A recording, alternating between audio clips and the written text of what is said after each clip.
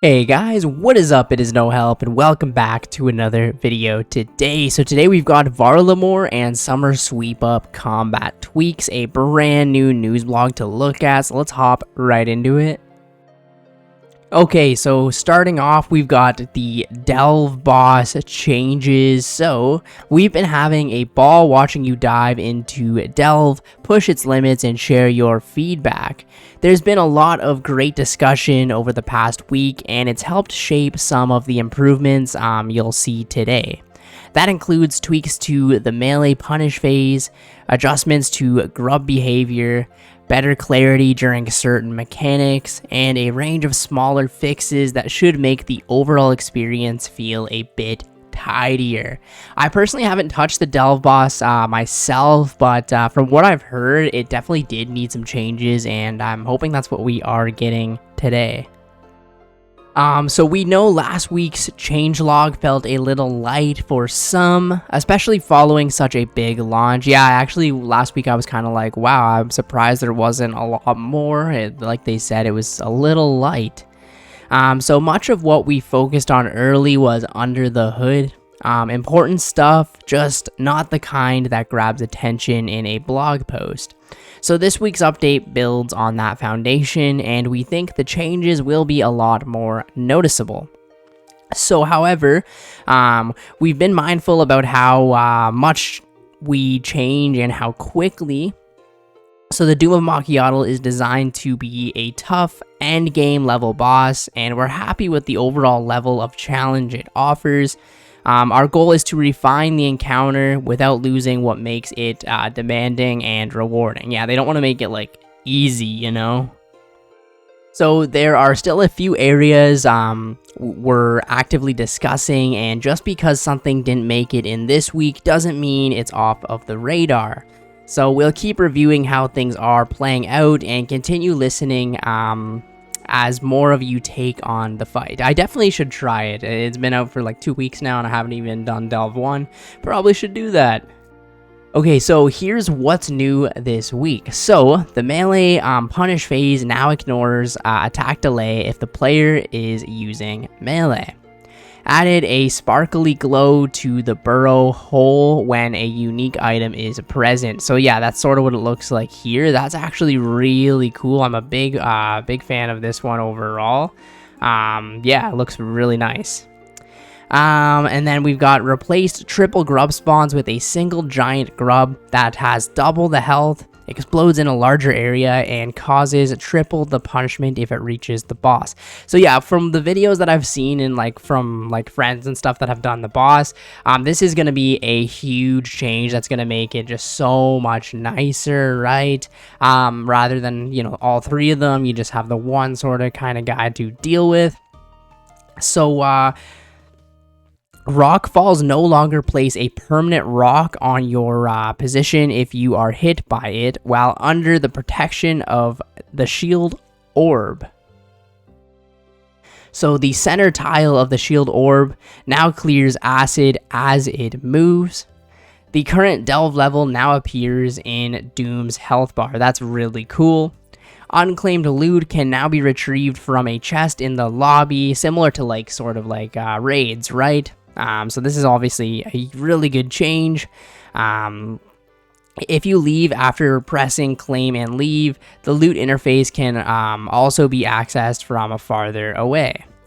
Made the charged attack particles smaller to reduce the chance of misclicks. Just see, these are the kinds of changes that I like. That they may not make the boss easier, but just more, the quality of life is a lot better, right? So improve the Doom's click box to prevent players accidentally clicking through the boss. The holy water item now correctly one-shots range larva spawns during the fight. The holy water effect triggered upon killing the boss can now be activated by the bonus damage dealt from the melee punish, not just the primary damage splat.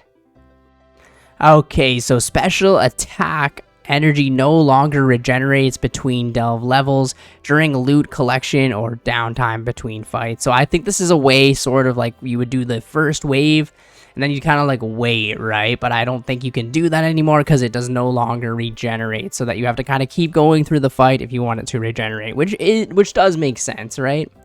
Killing the Duma Macchiato during the melee punish phase will now heal up to 24 prayer points, 32 HP, and 25% special attack energy, regardless of where you're standing. This will also clear acid in a 3x3 area centered around water projectiles landing on the ground after the boss has died. So the above effects will now also occur if the boss is killed with the bonus damage from the melee punish. So reduce the chance of back-to-back rock throw attacks. Grubs now try to spawn farther away from the boss, but still on the same side as the player. Very nice. So melee grubs no longer spawn outside of the shield phase. Added an extra tick, so 0.6 seconds, before the charge beam fires to give players more breathing room to deal with multiple attacks. Improve the visibility of the Duma Macchiato's melee projectile by using a deeper red color matching the one used for Leviathan.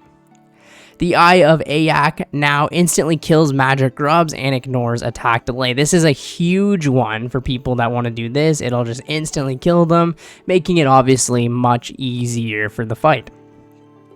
Cannons can no longer be placed in any delve level. Funny.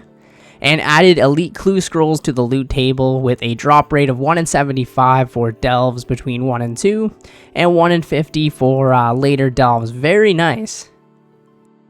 Okay, so we've got Varlamore changes up next. So while the doom rages below, things have been ticking along nicely back on the surface.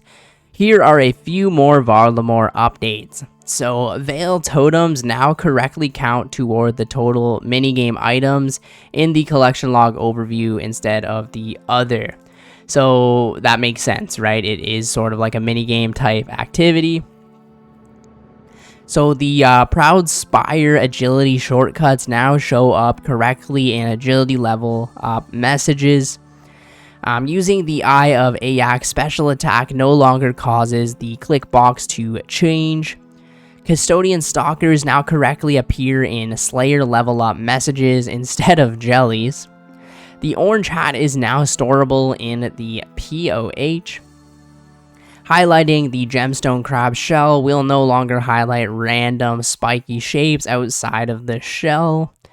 Adjusted the reclaim cost and PvP drop of the Arcan Blade from 75k to 250k to more accurately account for its power. It is actually a fairly powerful weapon, and the fact that it was only like 75k, kind of crazy. At least it's like a quarter mil now. Okay, so the Duma Macchiato, we finally get to know the actual drop rate. So the moment you've all been waiting for, drum roll please. So we've got the Macchiato cloth, and you can kind of see right here's the delve level and then the drop rate. So this will start spawning at delve 2, and it will be a 1 in 2500, delve 3, 1 in 2000. You kind of get the idea, right? So that's why you kind of want to go as deep as you possibly can, because as you can see, like after 8, it starts to become a lot more common to sort of get these items. We also have the Eye of Ayak here too, and also the Avernic Tread. So yeah, you can see the higher delve level, it really does increase the rates, but it is cool to see. You could just say spawn up to level 4 and then just keep doing 4, and eventually you'll get all the drops, which is something very cool.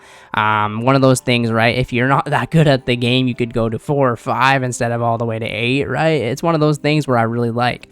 And then at level 6, you actually start to get the chance of a pet. And you can see the pet could be fairly common if you're getting to like delve 8 every time or whatever. We've also got the regular loot quantities right here. We'll show the loot modifier, and yeah, it's pretty cool. At delve level 1, it's a negative 50%, and then all the way to 9 plus, a plus 20%. So what this means is you won't get any uniques on level 1. That kind of makes sense. Starting at level 2, you have a small chance to get the Macchiato cloth used to make the Confliction gauntlets. At level 3, you get a chance at the Eye of Ayak, and then at level 4, you have a chance to get the Avernic Treads. As you progress, your chances improve for all 3 uniques. After level 8, and from wave 9 and onwards, all 3 uniques drop at the best drop rate, which totally makes sense, and I'm kind of a fan of this. I wish they would add this sort of system with other bosses in the game, right? Especially the wave-based ones, you know what I mean? So yeah, keep pushing deeper to increase your chances at scoring these powerful items. Okay, we've got the Custodian Stalkers. So curious about what's been falling off the back of those Custodian Stalkers. Let's crack open the numbers. So the Antler Guard, which is like the new sort of Dragon Defender for peers, we get the drop rates now, right? So we've got the Mature Custodian Stalker, 1 in 800, the Elder Custodian Stalker, 1 in 650, and the Superior Custodian Stalker, 1 in 650. I believe I got it on 11 kills, and I was killing the Elder one, so I got fairly lucky, kind of insane. And then we've got the Broken Antlers, used for crafting the Atlatl Darts, of course, and they're 1 in 15 for the Juvenile Stalkers, 1 in 16 for the Mature Stalkers, and 1 in 31 for the Elder Stalkers. We also have the Alchemist Signet here, and you can see it's a 1 in 62 from the Elder Custodian Stalkers. So that wraps up this week's updates for the Delve Boss and Varlamore, but do keep the feedback rolling in. I'm actually pretty happy with like all of the stuff that they've said today. Honestly, some pretty decent Varlamore changes, and obviously a lot of good changes for the Delve Boss, making the Delve Boss a lot better. I would say easier for people to maybe get into for sure. So up next, we have the Summer Sweep Up for Combat. So this week's batch includes a tidy mix of long-standing requests, stat touch-ups, and some PVM behaviors that's finally been told to behave. Whether it's smarter Z-back waves, fewer surprise tornadoes, or halberds finally doing what halberds should do, there's a little something here for everyone. So, there is now a warning message when depositing inventory or worn items in the deposit pot in TOA. The Warden Skull Bombs can no longer land underneath the obelisk. Farther refined Z-Back's waves to stop the player from getting pushed closer to Z-Back while attacking. Duke's Mushrooms and Salts now stack properly if your inventory is full and you have one held. So the Accursed Scepter A can now correctly use its special attack without setting an auto cast. And combat stat adjustments right here. So we've got the Dragon's stab defense lowered to 0 from 5.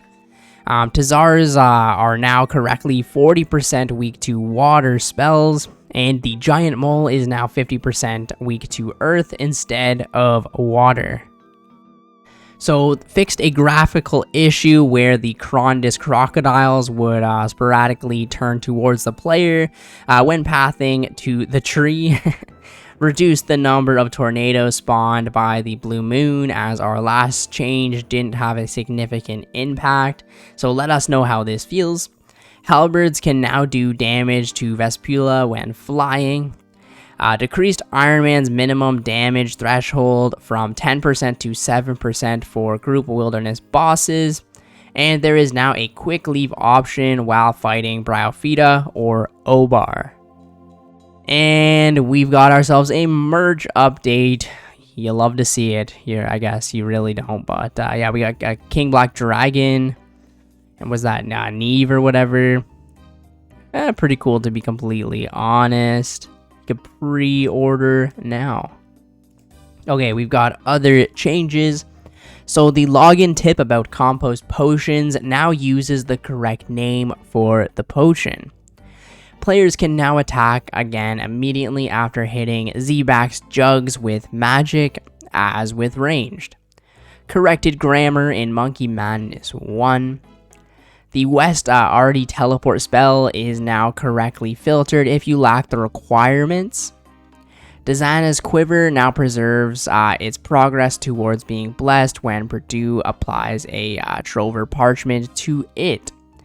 fixed a bug where the small fishing net in the Sunset Coast and Shipwreck Cove could not be picked up by Ironman. You can now fill your herb sack with grimy herbs in the first slot of your inventory. Clearing all placeholders in the seed vault no longer changes which seeds you have favorited.